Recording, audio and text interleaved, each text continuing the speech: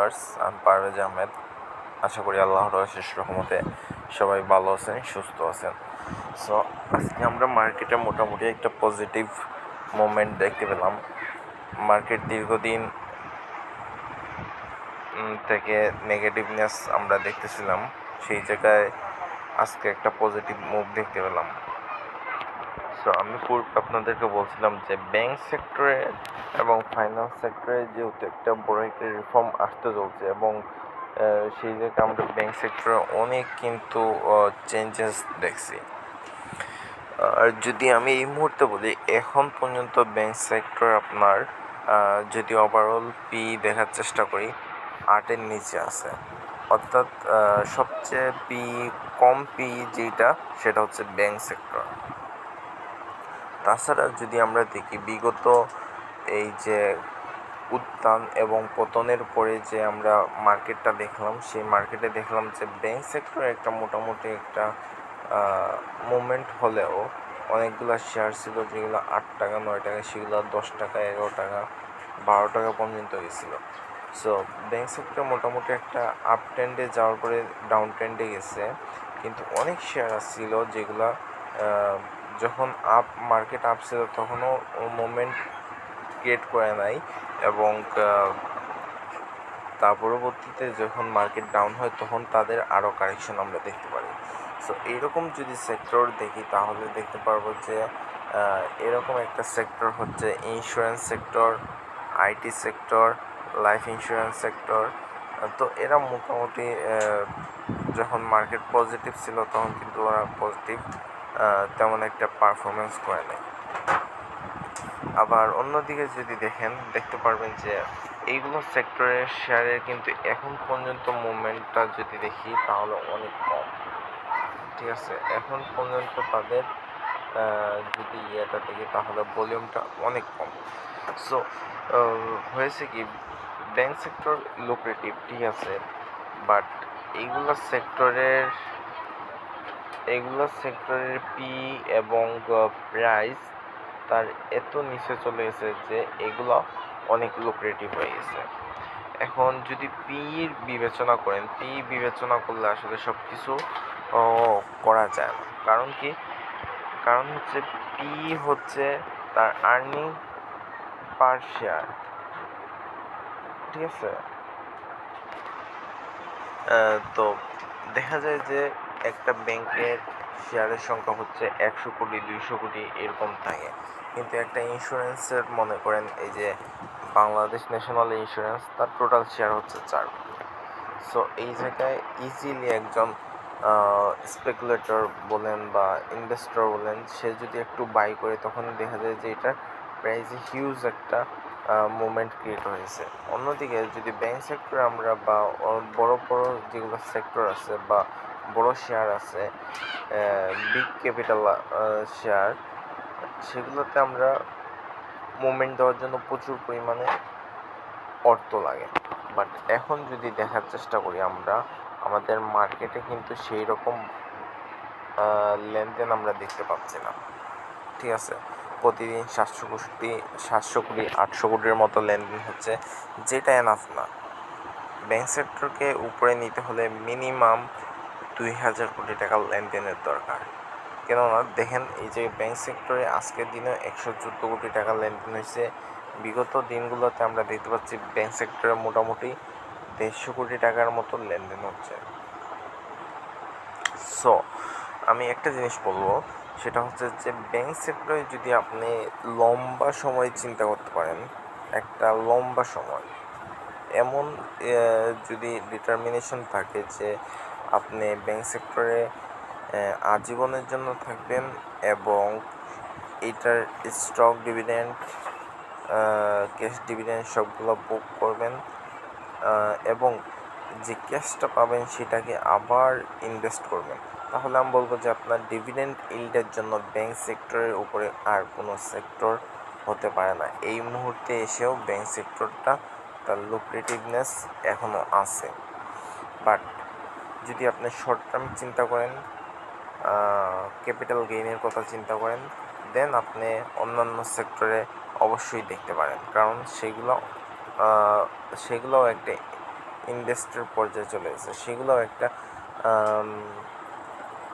তার বিনিয়োগের পর্যায়ে চলে আসছে।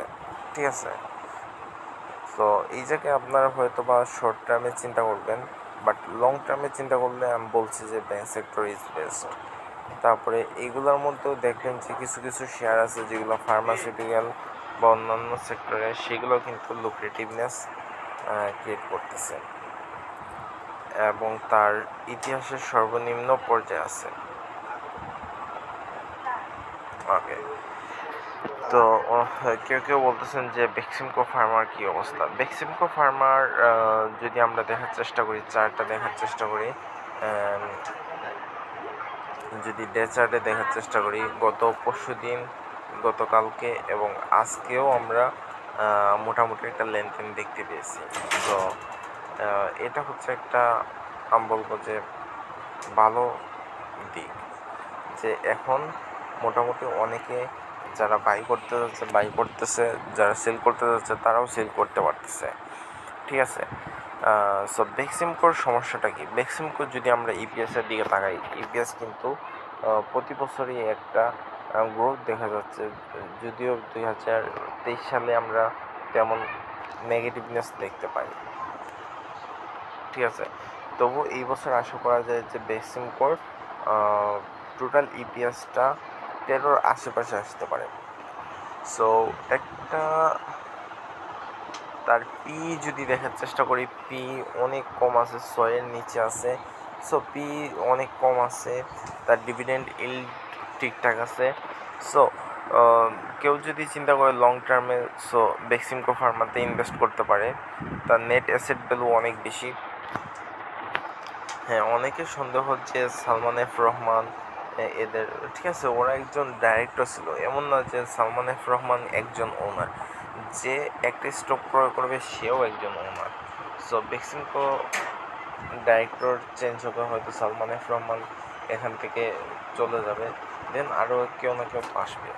তখন আমার যেটা বিশ্বাস যে ফোর্থ কোয়ার্টার বা আগামী বছরের অর্থ বছরের যদি ফার্স্ট কোয়ার্টার আমরা দেখলে বুঝতে পারবো যে বেক্সিমকো ফার্মাতে ইনভেস্ট করা যাবে কি না। যদি দেখি যে ফার্স্ট কোয়ার্টার অর্থাৎ এই সেপ্টেম্বরের ফাইন্যান্সিয়াল ডাটা যদি পজিটিভ থাকে, তখন আমরা বেক্সিমকো ফার্মাতে ইনভেস্টের জন্য পুরোপুরি প্রিপারেশন নিতে পারবো। আর ওভারঅল টেকনিক্যাল চার্টে বলতেছে এই জায়গায় একটা বায়ার জোন চলে আসছে। সো আশা করি যে 70-এর আশেপাশে বা সর্বোচ্চ যদি কমে তাহলে 60 পর্যন্ত কমতে পারে। ঠিক আছে, দেন এই জায়গা থেকে একটা ভালো একটা আপনারা মুভমেন্ট পাবেন, বাট এইটা আসতে অনেক সময় লাগবে, তো সেই জন্য ধৈর্য ধারণ করতে হবে। যেহেতু অনেক কারেকশন হয়ে গেছে, সো একটু ধৈর্য ধারণ করতে হবে।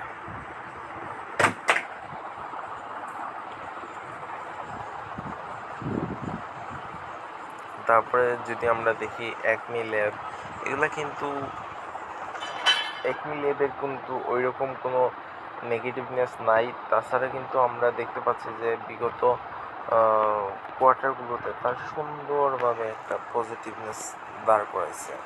সো এই বছর আমরা আশা করতেছি যে একমি ল্যাব 100 পর্যন্ত যাবে।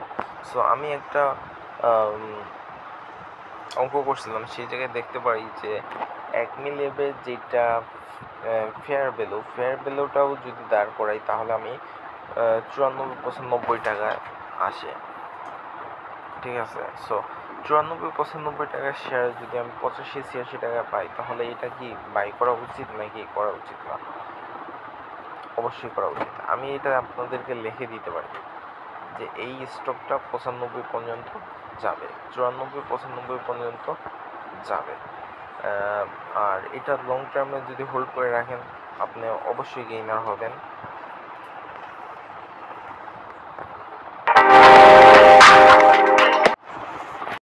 পরিশেষে একটা কথা আপনাদের সবাইকে বলতে চাই যে যেই স্টকই বাই করবেন সেটা অবশ্যই দেখবেন, তার ফান্ডামেন্টাল অবশ্যই দেখবেন এবং লং টাইম হোল্ড করার চেষ্টা করবেন, তাহলে দেখতে পারবেন যে ইনভেস্টিং করে একটা মজা আছে।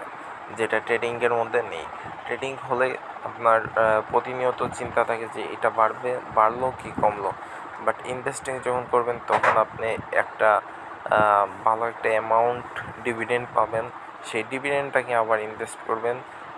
প্লাস আপনি আপনার যদি এখন শুরু করেন 4 বছর 5 বছর